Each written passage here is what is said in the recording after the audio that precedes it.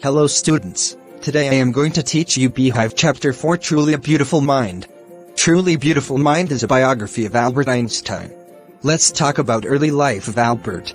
He was born on the 14th of March 1879 in the German city of Ulm, without any indication that he was destined for greatness. On the contrary, his mother thought Albert was a freak. To her, his head seemed too large. At the age of 2.5, Albert still wasn't talking. When he finally did learn to speak, he uttered everything twice.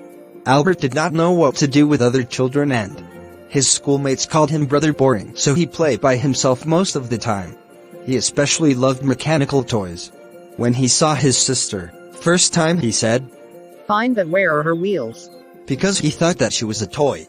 Albert began learning to play the violin at the age of 6 because his mother wanted him to. He later became a gifted amateur violinist and maintaining this skill throughout his life. Albert's headmaster didn't like him and once told his father, what Albert chose as profession wouldn't matter because he will never be success at anything. But Albert was not a bad pupil. He scored good marks in almost all subjects in Munich High School. But he didn't like regimentation and often clashed with his teacher. So he left school at the age of 15 because he felt so suffocated. Let's talk about education and married life of Albert. The previous year Albert's parents had moved to Milan and left their son with relatives. After prolonged discussion, Albert got his wish to continue his education in German-speaking Switzerland because he believed that Switzerland is more liberal than Munich. Albert was highly gifted in mathematics and interested in physics, and after finishing school, he decided to study at a University of Zurich. Was one of the few in Europe where women could get degrees.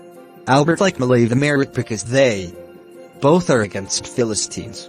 Philistines are those people who are against art, literature or music. The couple fell in love. Letters survive in which they put their affection into words, mixing science with tenderness. In 1900, at the age of 21, Albert Einstein was a university graduate and unemployed.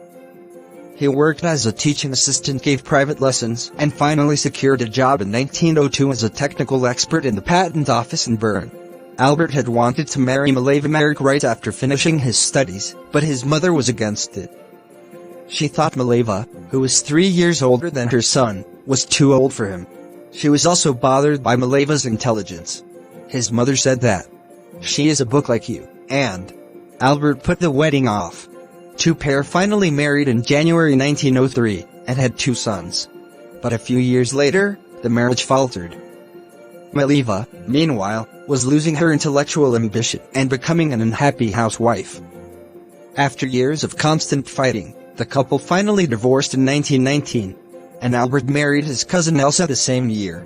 Let's talk about special theory of relativity of Albert.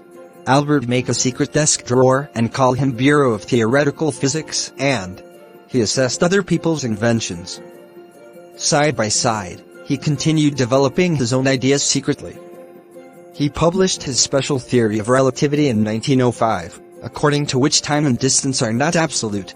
He derived the world's most famous formula describing the relationship between mass and energy. E=mc²2. In 1915, Albert published his general theory of relativity. The solar eclipse of the sun proved his theory as correct.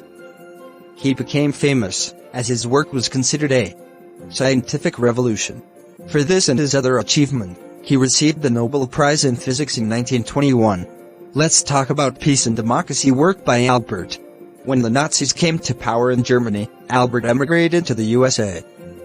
When the world's scientists came to know that Germany had developed nuclear fission, they became afraid that the Nazis could build and use an atomic bomb.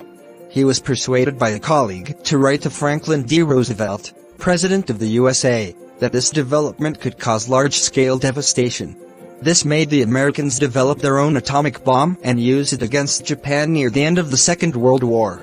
Albert was shocked by the extent of destruction caused by this bomb and wrote an open letter to United Nations to stop this arms buildup for forming a world government.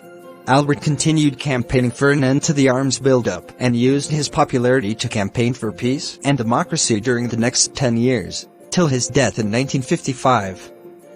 He was known and celebrated as visionary and world citizen as much as a scientific genius. That's why this chapter name is Truly a Beautiful Mind, because of his work for peace and democracy.